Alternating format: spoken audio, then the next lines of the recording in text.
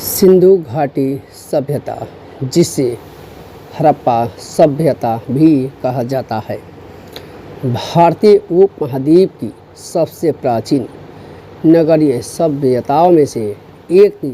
इसका विकास मुख्यतः आज के पाकिस्तान और उत्तर पश्चिमी भारत में हुआ था। सिंधु घाटी सभ्यता कब विकसित हुई? इसके विकास को सामान्यतः इस प्रकार समझा जाता है। हड़प्पा काल इस 3300 ईसा पूर्व से लेकर 2600 ईसा पूर्व। परिपक्व हड़प्पा काल 2600 ईसा पूर्व से लेकर 1900 ईसा पूर्व तक। उत्तर हड़प्पा काल 1900 ईसा पूर्व से लेकर 1300 ईसा पूर्व के बाद तक। इसका निर्माण स्वर्ण काल लगभग 2600 से 1900 ईसा पूर्व माना जाता है। इसका विकास कैसे हुआ? सिंधु घाटी सभ्यता अचानक नहीं बनी, इसके पीछे कई सदियों का क्रमिक विकास था। पहला चरण कृषि और अस्थायी बस्तियाँ। लोगों ने खेती और पशुपालन को अपनाया। गेहूं को आदि फसलों उगाई जाती थी। धीरे धीरे लोग अस्थायी गांवों में रहने लगे। दूसरा चरण कारीगरी और व्यापार। मिट्टी के बर्तन, धातु की वस्तुएं, मन के आभूषण और मुहरें बनाने की कला विकसित हुई। दूर दूर के क्षेत्रों से व्यापार होने लगा। तीसरा चरण नगरों का निर्माण। लगभग 2600 ईसा पूर्व तक अनेक बस्तियां बड़े और व्यवस्थित नगरों में बदल गई। इसी समय हड़प्पा, मोहनजोदड़ो, धोलावीरा और अन्य प्रमुख नगर विकसित हुए। प्रमुख नगर थे, कुछ महत्वपूर्ण स्थल थे। हड़प्पा वर्तमान पाकिस्तान के पंजाब क्षेत्र में पड़ता है। मोहनजोदड़ो वर्तमान में सिंध पाकिस्तान में पड़ता है। धोलावीरा भारत गुजरात में स्थित है। लोथल भारत के गुजरात में स्थित है। कालीबंगा राजस्थान भारत में स्थित है। राखी कड़ी हरियाणा भारत में स्थित है। बनावली हरियाणा भारत में स्थित है। इनके नगर इतने विशेष क्यों थे? सिंधु सभ्यता की सबसे बड़ी विशेषताओं में से एक उसकी नगर योजना थी। नगरों में अक्सर सीधी और योजनाबद्ध सड़कें, पक्की ईंटों के मकान, घरों से जुड़ी नालियाँ, ढकी हुई जल निकासी व्यवस्था, कुएं और जल संग्रह की व्यवस्था, अनाज रखने की संरचनाएं, सार्वजनिक भवन मिलते हैं। मोहनजोदड़ो का महान स्नान घर ग्रेट बाथ इसका प्रसिद्ध उदाहरण है। लोग क्या खाते थे? लोग मुख्यतः गेहूँ, जौ, दालें और अन्य कृषि उत्पाद खाते थे। कुछ क्षेत्रों में चावल के भी प्रमाण मिले हैं। पशुपालन में गाय, बैल, भैंस, भेड़, बकरी आदि महत्वपूर्ण थे। व्यापार। सिंधु घाटी का व्यापार बहुत विकसित था। इसके लोगों के संपर्क मेसोपोटामिया जैसे दूर के क्षेत्रों से भी थे। मुहरों, मनकों और अन्य वस्तुओं से व्यापारिक गतिविधियों का प्रमाण मिलता है।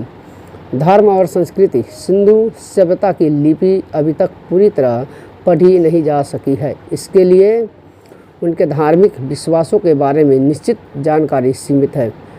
पुरातात्विक प्रमाणों में मातृ देवी जैसी मानी जाने वाली मूर्तियाँ, पशुओं वाली मुहरें, पेड़ पौधों से जुड़े प्रतीक, कुछ विशेष धार्मिक आकृतियाँ मिलती है। हालांकि इनकी धार्मिक व्याख्याओं को लेकर इतिहासकारों में मतभेद है। उनकी लिपि सिंधु घाटी की अपनी चित्रात्मक प्रतीकात्मक लिपि थी। मुहरें और दूसरी वस्तुओं पर छोटे छोटे लेख मिले हैं। आज तक विद्वान इस लिपि को निश्चित रूप से पढ़ नहीं पाए हैं। यही कारण है कि इस सभ्यता के राजनीतिक और सामाजिक जीवन की कई बातें अभी भी रहस्य है। सिंधु सभ्यता का पतन क्यों हुआ? लगभग 1900 ईसा पूर्व के बाद इसके बड़े नगर कमज़ोर होने लगे। इसका एक ही कारण निश्चित रूप से सिद्ध नहीं है। संभावित कारणों में जलवायु में परिवर्तन, मानसूनी वर्षा में बदलाव, नदियों के मार्ग में परिवर्तन, बाढ़ या पर्यावरणीय समस्याएं, व्यापारिक नेटवर्क का कमज़ोर होना, कुछ क्षेत्रों में कृषि व्यवस्था पर दबाव शामिल हो सकते हैं। आज इतिहासकार सामान्यतः मानते हैं कि कई कारणों के संयुक्त प्रभाव से इसका नगरीय ढांचा कमज़ोर हुआ, न कि किसी एक घटना से। क्या सिंधु सभ्यता पूरी तरह समाप्त हो गई? नहीं, लगभग 1900 ईसा पूर्व के बाद बड़े शहरों का स्वरूप कमज़ोर हुआ, लेकिन लोग अचानक गायब नहीं हुए। अनेक स्थानों पर उत्तर हड़प्पा संस्कृतियाँ विकसित हुई और उनकी कई परंपराएं अलग अलग क्षेत्रों में जारी रही। संक्षेप में समझिए, सिंधु घाटी सभ्यता का विकास लगभग 3300 ईसा पूर्व से प्रारंभ हुआ और 2600 से लेकर 1900 ईसा पूर्व के बीच इसका परिपक्व नगरीय चरण रहा और 1900 ईसा पूर्व के बाद इसके बड़े नगरों का धीरे धीरे पतन हुआ। यह सभ्यता अपनी नगर योजना, जल निकासी, व्यापार, शिल्प और विकसित नगरीय जीवन के लिए प्रसिद्ध है।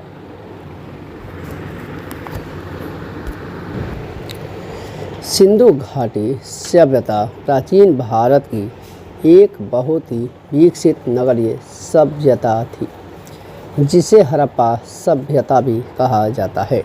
इसका विकास लगभग 3300 ईसा पूर्व से शुरू हुआ। इसका सबसे पहले विकसित समय लगभग 2600 ईसा पूर्व से लेकर 1900 ईसा पूर्व था। इसका विस्तार आज के पाकिस्तान और उत्तर पश्चिमी भारत के बड़े हिस्से में था। प्रमुख नगर हड़प्पा, मोहनजोदड़ो, थोलावीरा, लोथल, कालीबंगा और राखीगढ़ी था।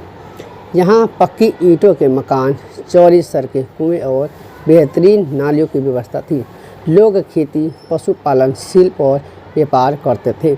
उनकी लिपि अभी तक पूरी तरह पढ़ी नहीं जा सकी है। इसे हड़प्पा सभ्यता इसलिए भी कहा जाता है